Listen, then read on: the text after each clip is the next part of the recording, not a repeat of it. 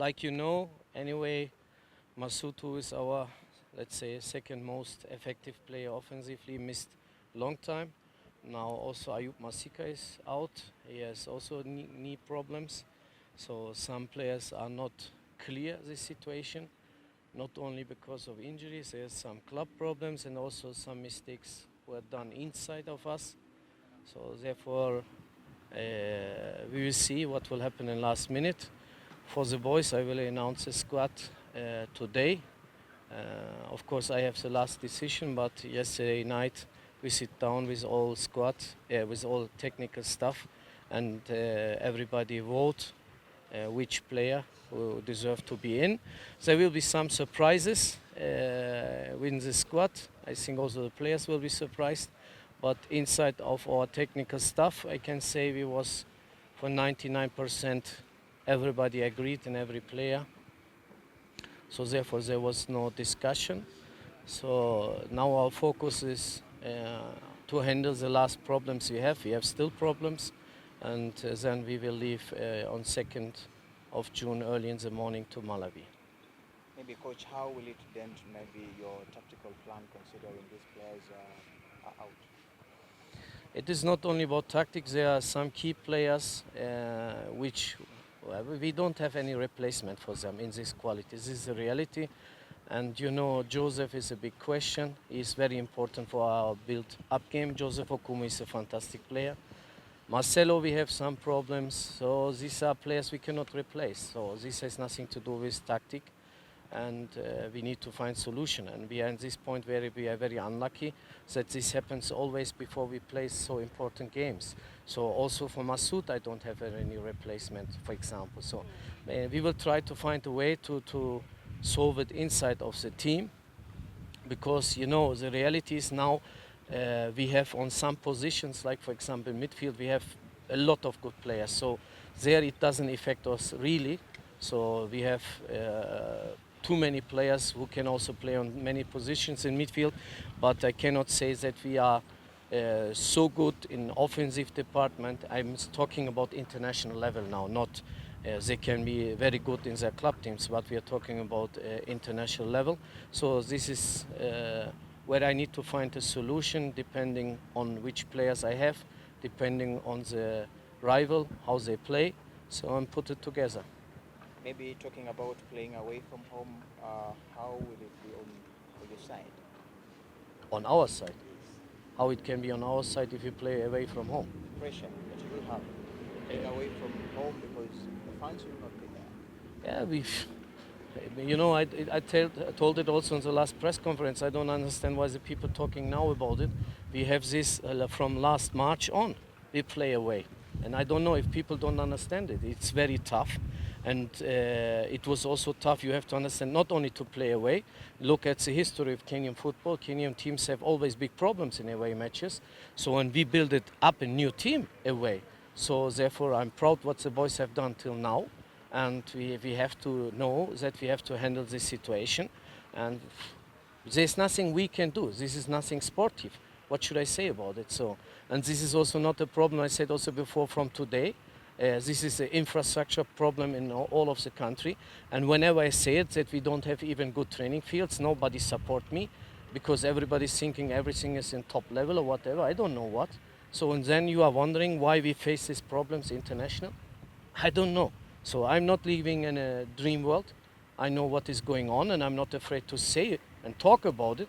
And I'm only wondering where are the football stakeholders, why they never talk about it. I'm really wondering about it. Going to Malawi, you've been there in the Four Nations tournament. Does it give you an upper hand considering you have a familiarity with the country? Now, the most important thing is if you play all the time outside, you have to adapt always to different countries, different fields, different situations, different stadiums. Everything is different, and to adapt to it is very difficult for a player. So therefore, why in this situation it was the best choice for us is because the players know it there. The people in Malawi are positive against us. So, and I hope also we have a good relation with the people there. This means also federation or the coach. We are close friends with the coach of Malawi, and I hope that we will get also support from the Malawi fans. This is the reason why we are there. because otherwise it's not PlayStation. You take a field, whatever. The players is adapt.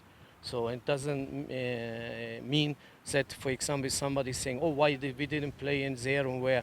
Hey, man, this is the reality. If you, like I said, always I also don't dream. Let's focus on reality and let's try our best.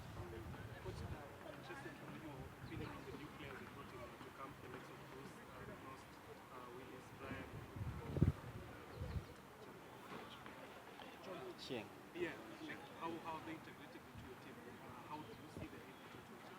So the reality is that we try always new players. I have to try to build up a team. This was the focus because if you look at the big picture, the real number one aim is to have a very good squad for the 27 AFCON here. So, and in this point I can say easily that from quality of players we are growing from camp to camp. So rivalry is growing from camp to camp. And now even we had 33 players invited, and it is not easy to make 25 player for the travel in final squad to Malawi. And this is the reason why I said from beginning everybody will be surprised that some players will miss the final squad because there is now a rivalry, and this is done by new players who bring some quality which are missing, and especially our young players bring a lot of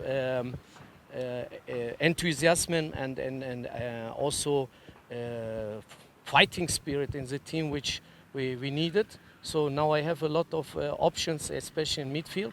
So now it goes on that I find more options also to the offensive department and also right and left back. If I can put this all together till 27, then everybody will have big problems against Kenya. Coach, speaking of the surprises you say we might have in the forthcoming days, could you at least give us like a little hint about what it could bring? No, I mean surprises by players who will be not in the final squad. So this I mean by it. So the other surprises, believe me, I have every day bad surprises. So I don't get any good surprises here.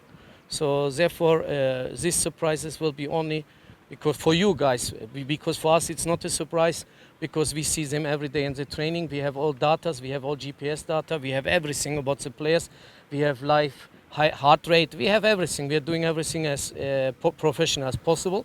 So and we do our decisions depending on the data, at the form, depending on the rivals, and also depending also on the positions, because in some positions it can be that two players are very near to each other and we can only take one because we need some player on a position more. Yeah. Yeah. Yeah. No, there is never. It doesn't matter which player is coming. Nobody has adaptation problems. The boys, I told you also before, we are now like a family, and they welcome everybody like a new brother. So therefore, nobody has any adaptation problems. You can see at the face of the boys and when they talk and whatever, how they are together in free time. So there are no adaptation problems. So coming to the field, of course, for some of them, maybe the tempo is even too high. So some of them are used a different way. So, but I don't think if football language is one, that they will have in long term any problem.